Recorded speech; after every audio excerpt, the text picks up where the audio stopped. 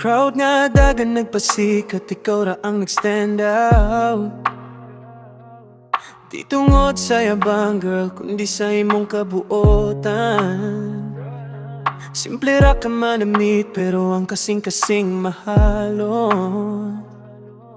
Di ka nagba-impress, pero tanan nahulog sa imo.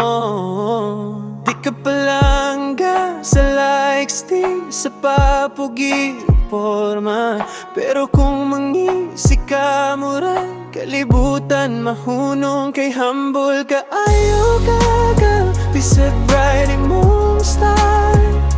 Wa kay ate, wa kay hangin, ikaw ra gihapon ng tinud. Humble ka, ayaw ka love, bisag tanan mo hate on.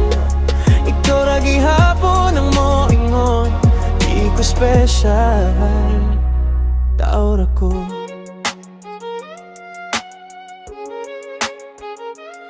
Di ka ganahan og flex, bisag dagan kag mahimo.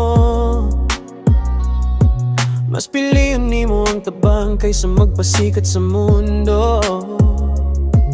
Kung naay masakit, ikaw pa ang una mo duwol.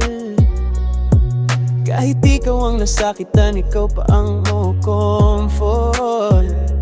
Di ni mo kinahanglan o corona para tawgon nga reyna. Sa imong pagkamalumo, dito ko mas nahulog pa kay humble ka. Ayaw ka girl, bisag tatasi mo nga ba?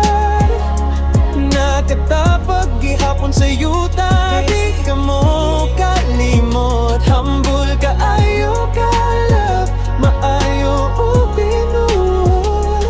Mauna nga ang guma sa imo,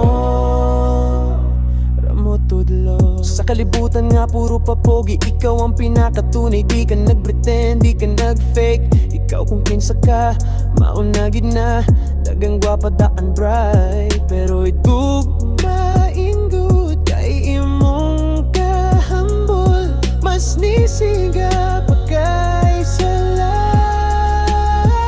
Humble ka, ayaw ka baby, ano na mahal kayo.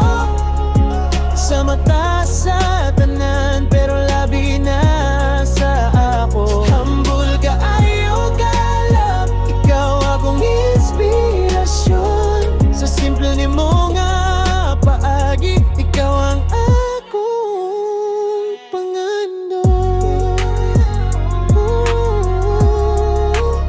Di ka perpekto, pero sakto ka para sa ako.